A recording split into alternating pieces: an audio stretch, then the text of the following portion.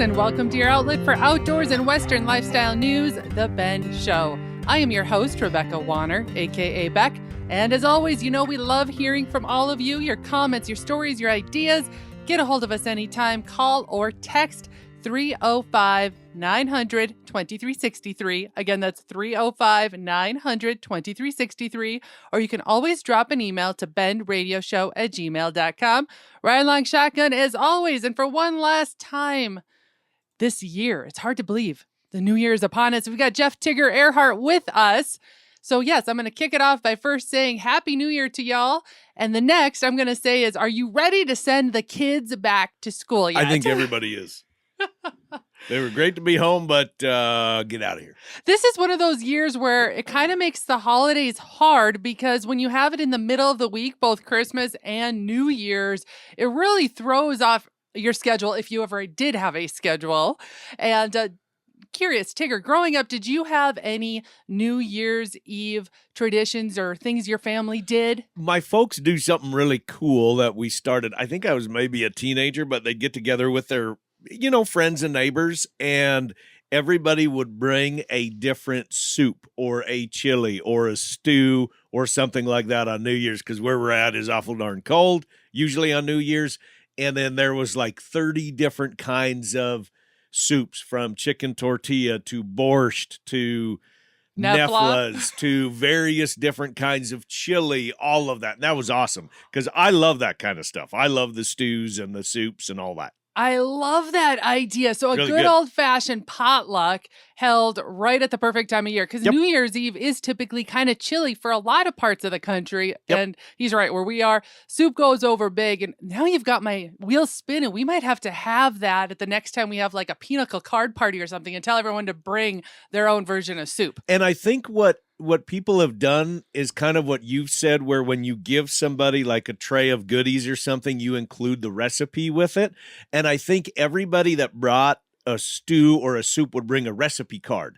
And then you would take home somebody else's recipe card if you wanted to try and make that version of chicken tortilla soup or something like that. That's a fantastic idea. I I love loved that. it. Yeah, I liked it. When I was growing up, I grew up along the Knife River. I talk about it quite often. And our dad, he would always have us host a sledding party. Mom and dad would host a sledding party. And we used to have a big bridge that crossed the river. And he would actually take a rope, one of his old lariats, and hang down lit lanterns so that we could see on the ice. Oh, that's really cool. Yeah, and then Oh, we would really cool. you'd take the four-wheeler and have an older lariat, another one again, dragging behind it, and behind the four-wheeler, and all of us kids would there hang on to that rope as hard as we could and hope that we could stay on our sled at the same time as he whipped us back and forth on the ice. So You good must memories. have been rich to have a four-wheeler. We didn't have a four-wheeler. We had no three-wheeler, a Honda 110. Well, How about that for bringing back memories? I'll say now you just dated yourself, honey. I totally did. All right, well, let's get this show rolling. I've got lots of news for us. Sit back and enjoy the news. Our first news story takes us west to Tahoe, where this winter season, the Tahoe Interagency Bear Team reminds everyone to stay vigilant and help keep Tahoe bears wild. Not all bears hibernate, especially if they can find human food like trash, bird feeders, or pet food. Bears that rely on these food sources may stay active even in winter. Last year, there were dozens of bear home invasions in the Tahoe Basin, with significant property damage reported. To help, please, they're asking folks to use bear-resistant garbage cans, remove bird feeders and pet food, and secure crawl spaces to prevent bears from entering.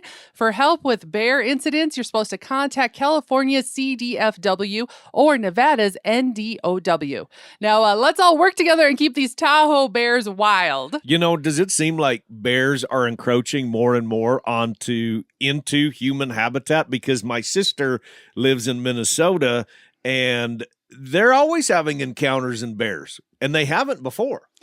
I'm going to So agree it seems with like it's a little more common. I'm going to agree with you on this. So especially if you live somewhere where you've never had bears, if you are traveling into some of these other states, especially if they're heavily wooded, be double checking on if they are homes or a home to bear activity. We'll put it that way. And Or if you're missing your dog for a few days. well, listen to this next story because it deals with bears again. And now we're heading over to the Minnesota, Wisconsin part of the world. So listen to this. A Minnesota father is praising his 12-year-old son for saving his life after a black bear attack back in September. While hunting in Wisconsin, Ryan Bierman was knocked down by a wounded bear that his son Owen had shot earlier. The bear charged and Ryan was left fighting for his life when his son quickly shot and killed the bear with a hunting rifle. The man suffered several injuries, including cuts and puncture wounds, but he credits Owen for his heroism. The father's son had extensive hunting experience, and the father is very proud of his son's quick thinking and that shot that saved his life. You know, there's two different ways a person can look at this. You're going to get those naysayers out there that are going to say that this young man should have put down the bear right there with one shot. He didn't get in the right shot placement or something like that. And then there's the other side that says, you know what, that happens in hunting all the time, right? That's part of hunting. And quick thinking of the kid to be able to get another round chambered and be able to take the bear down. Well, I'm glad you brought that up because that brings up the other side of hunting. And a lot of times those that are just starting out, I'll visit with them and say how important it is to learn how to almost, it's a react situation, okay? And it helps you even when you are hunting and putting that initial first shot. You don't always get time to set up perfectly.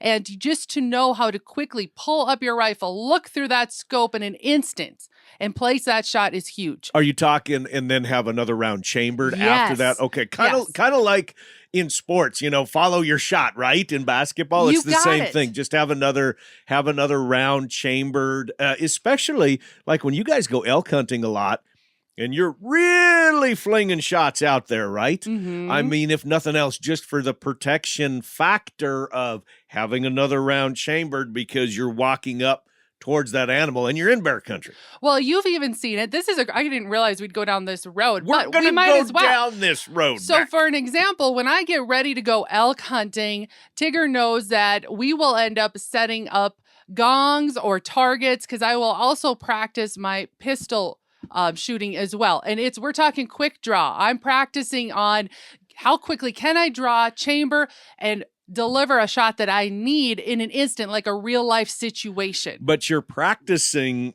and I'm glad we're going down this road here, the rabbit hole, but you're practicing wearing all of those clothes, not just out there in a t-shirt, right? But if that's your hunting scenario, then yes, practice like that. But you're practicing having the big Erhardt jacket on and all of this, and you've got this gun holstered and being able to get to it very quickly. Correct. I am practicing. I'll have my camo on, and it usually ends up being a couple of, layers underneath there as well, those thermal layers. And it's crazy. You don't realize until you have all those layers on, you have your hunting pants on with your leggings underneath them, how bulky everything gets and how things can get binded, caught on such areas of you. And it's a great time to do this way ahead of your hunt. But when I say way ahead, I'm saying give yourself a couple weeks of time just in case you have to practice. Maybe change to a harness instead of a hip holster, or this is just a great topic just to remember how important it is to practice and be comfortable with your gear. So before we go to break, can I throw a question out there to our listeners?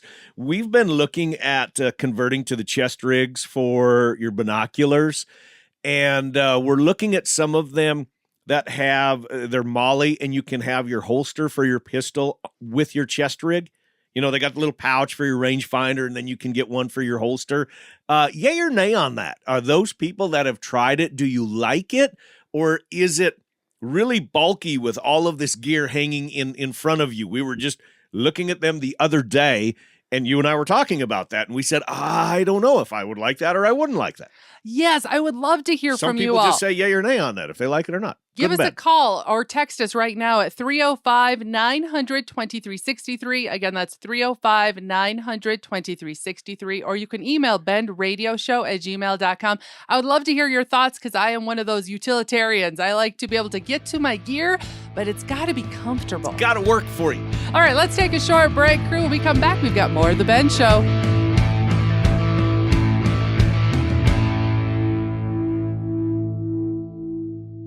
Is there that particular pair of boots or that shirt or pair of jeans that you just can't find anywhere else? Check out Medora Boot and Western Wear. Medora Boot and Western Wear is the go-to for boots, jeans, especially jackets, and even those hard-to-find accessories that make perfect gifts. Check out MedoraBoot.com, or better yet, give Kim a call at 701-623-1005 and tell Kim that Tigger and Beck sent you. For the latest in Western and outdoor practical and fashionable wear, there is only one, Medora Boot and Western Wear. Howdy, folks. Do you have that young cow kid in your life and trying to find the perfect gift this holiday season? Look no further than the Happy Toy Maker. Order now in time for Christmas at thehappytoymaker.com and check them out on Facebook. Toys that last a lifetime. Hello, I'm Shane Wolf of Wolf Auctioneers. Our family has been in agriculture for over a century and in the auction business since 1964. With our knowledge of the land, competitive bidding, and experience in marketing, we will no doubt reach the highest potential of your land. Visit our website at wolfauctioneers.com, your land and equipment auctioneers. Under Dan 50, sold.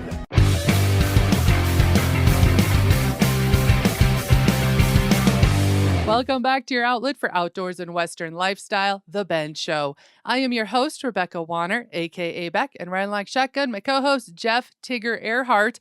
Now, we have some news from the Boone and Crockett world. If you're one of those that chases after big game trophies, listen to this. The Boone and Crockett Club has officially added Javelina to its big game trophy records, the first new species added in nearly 25 years. Is that a pig? Yes. Well, is that what they call a peccary? Yes, a collared peccary, actually. The name Javelina descends from Spanish for wild sow, though Javelina are unrelated to feral hogs, which sometimes share the landscapes they occupy. Native to the Southwest, Javelina from Texas, New Mexico, Arizona, and Mexico are eligible for the records once measurement standards, likely based on skull dimensions, are finalized by Boone and Crockett. This decision highlights the species' growing popularity among hunters and its value to conservation efforts, especially in desert habitats. Interest in Javelina hunting has surged, with hunters reporting stable to growing populations and range expansion into northern areas like Santa Fe, New Mexico.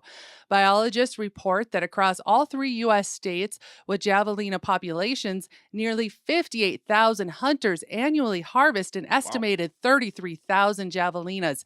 Adding Javelina as a trophy species aims to elevate their conservation status, bringing attention and resources to their often overlooked habitats.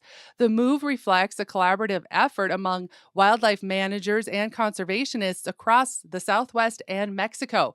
Previously regarded as pests in some areas, the designation gives Javelina greater value, encouraging responsible management. With its inclusion, Javelina could impact the North American 29 super slam of big game species, though Boone and Crockett has not confirmed changes to this roster. Final details, including minimum scores for entries, are expected to come in the coming months. So my question now, Tigger, to you is, because this next year you have a what do you call that? A special birthday, a milestone birthday. Are you going to want Javelina added to the list of things to do in 2025? No, the area of the country that you said to go hunt these in the South and Southwest, I think would be incredible to go to that country. But while you're reading this and while you're putting this together, I was doing a little research on the Javelina, and it says it is leaner than domesticated pork with a lower fat content, but a robust and slightly earthy taste. Okay, so you're... I mean, it wouldn't be on the top of my list. I mean, if I had the opportunity and somebody was like, hey, you want to jump in a chopper and go javelina hunting? Absolutely. But I mean, it's not one that I, at this point, want to go out of my way to pursue. Good to know. There's other critters that I would like to harvest versus the javelina.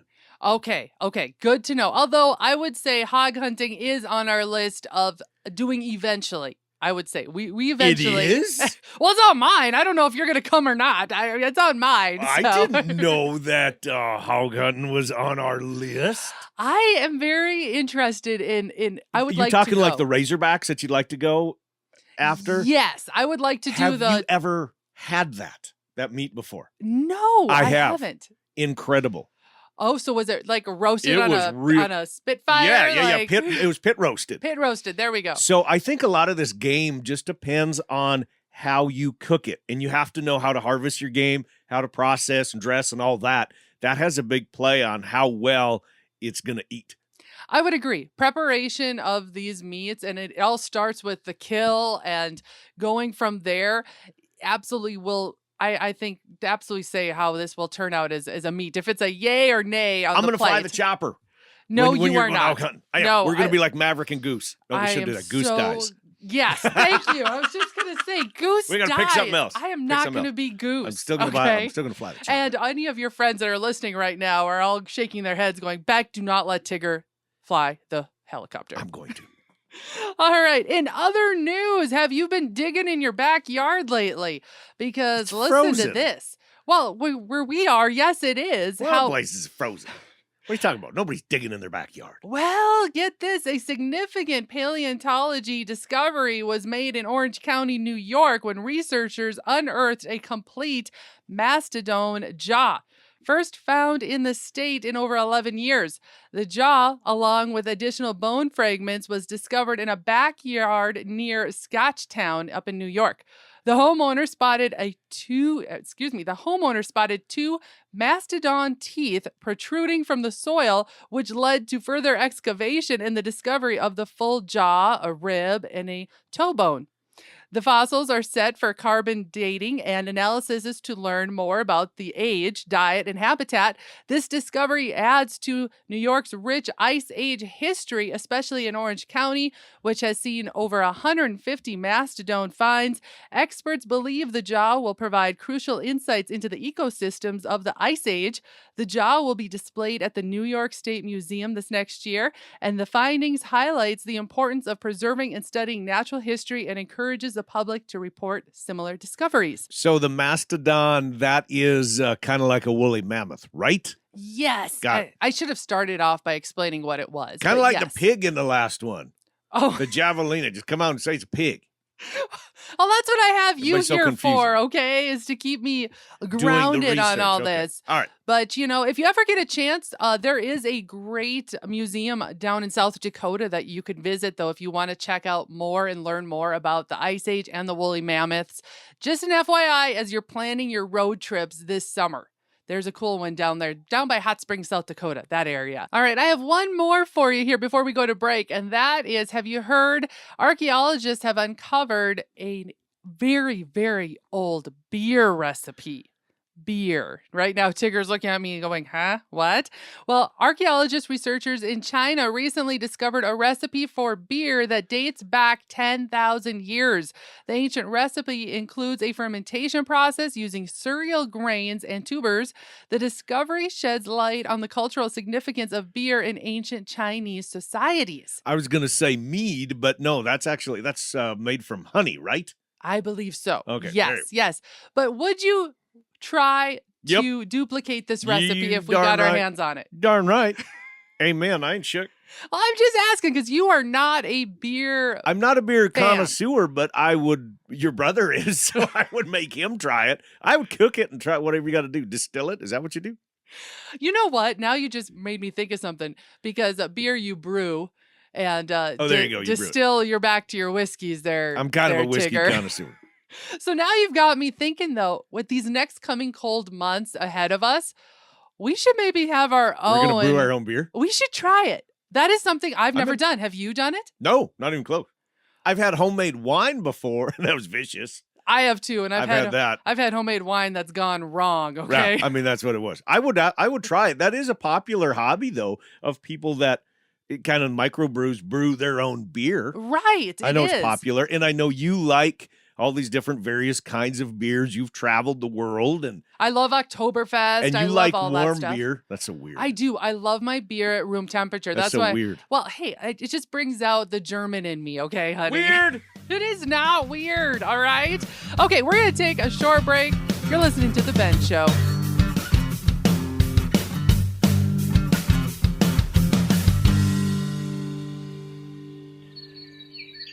The holidays are around the corner, and finding that thoughtful gift is always the goal. We have the perfect idea for you. Meet author Rochelle Barrett, the Prairie Crocus. I welcome you to my world, a collection of poems, love notes, and essays about ranch life, motherhood, and life lessons from the prairie in my new book, Anthology, in 2024 Ranch Life Calendar. Order both today at prairie-crocus.com. Beautiful photos with words that speak to the heart and soul. Prairie-crocus.com, turning thoughts into writings from the heart. A perfect gift in time for the holidays.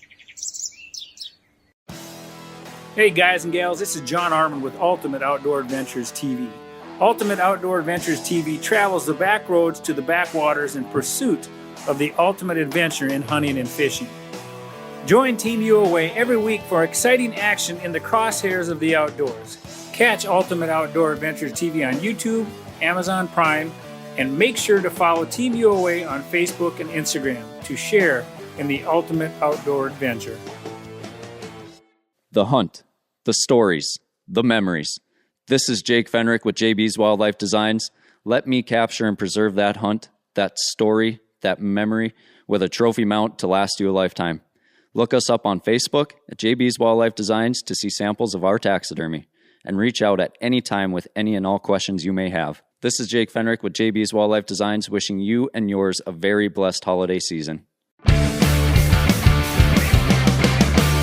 Welcome back to your outlet for outdoors and Western lifestyle, The Ben Show. I am your host, Rebecca Wanner, a.k.a. Beck, and right along shotgun, my co-host, Jeff Tigger Erhardt.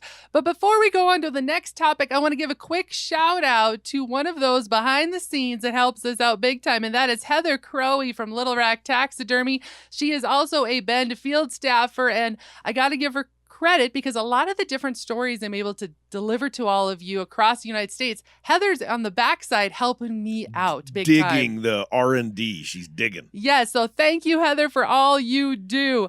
All right, now the new year is upon us, and I thought, Tigger, let's reflect on 2024 a little bit. Is there anything that we did that stood out as a memory experience that you're going, I'm so glad we did that? When Rebecca finally got her first pheasant. That was not my first pheasant. Are you kidding me? You are worse than my nephews. Let me just recap this because it was not my first pheasant. It was the season was fantastic for everybody, but I'm just saying you had a hard time connecting on the pheasants this year. I'm shaking my head right now. I'm just saying you had a hard time connecting. You sound as bad as our nephew Hank. I'm just saying you had a hard time connecting. That's Why all do you I'm keep saying. saying that? You had a hard time connecting. Repeating that same thing, okay? She was so mad, y'all. I mean, she was so mad. Oh. Everybody else, little 7-year-old, he was knocking pheasants down with a 410. You had to bring that up, right? You had to. You know, at least I took one for the team, okay? But yes, there was that moment when even the youngest one went and looked at all the birds and was like, Beck, you didn't get one. You know, and speaking of pheasant hunting, I regret that we did not take measurements on the one. Who was it? Was it Hank or Joe? Or I don't remember who nailed that one, but it was the biggest bird that we had taken on our property. And I wish we would have measured the tail feathers on that one. We would have looked at the spurs a little bit more on that one because it was the biggest bird we ever harvested. And I gotta he was say, a monster. When we look back on pheasant hunting over the years, and yes, I have taken many pheasants over the years, just not this year. We had quite the population in 2024. It was great. If you're not familiar with us, we are up in the Dakotas, and it was almost like we had a double hatch this last year in early 2024. And I cannot remember a year that I've seen that many pheasants. It was impressive. I'm hoping that this next 2025 will be just like 2024. Okay, so let me throw the question back at you. Memories of this last year. I had some I was really razzing great you a little ones. bit, but memories of this last year. You traveled a lot. You went hunting at a lot of different places and traveled. And Yeah, you know what? I didn't. Hey, you got to go to Disney World. That is true. That is true. Not that I think you're going to go back anytime soon, but you did. 36,000 steps later, and that's 33,000. No, it was over 36 in one day. Was it over 36,000 in one day? That was ridiculous. Yeah, that was ridiculous. But I got to say, we had a lot of great moments this last year. We made it to a lot of branding, so we saw a lot of friends. This summer, we did our usual camping, 4th of July, and then it was a great fall. I guess I would say that this fall was very memorable. Like you said, I did some hunting in Montana, got to go along, watch a nephew, got to do deer hunting with you. You took an impressive muley buck this year, and then even fit in a last minute girls trip to Zion National Park. So all I can say is we get into 2025. I can't wait to see what is up next. Gator hunting. That's what's up next, Beck. All right, folks, we're going to call this show wrapped, our last one of 2024. Remember, though, to keep sending in your questions. If you know of something spot-worthy for us to share, a recipe to test out in our own cabin kitchen, or your area's field reports, that number again, call or text anytime, 305-900-2363. Again, that's 305-900-2363. Or you can always email bendradioshow@gmail.com. And if you missed part of this show or want to hear past episodes, you can find them all on the website, thebendshow.com. Be sure to subscribe on your favorite podcasting app and to The Ben Show YouTube channel. And finally, a big thanks to all of you listeners out there that came along in 2024. We sure hope to see you back in the saddle again in 2025. And whether you're coming or going today, stay with us as we ranch it up. And remember to keep up with me, Beck, all week long by following The Bend on Facebook and on Instagram @The Bend Show. This is Rebecca Wanner. Catch Beck if you can next week on The Bend.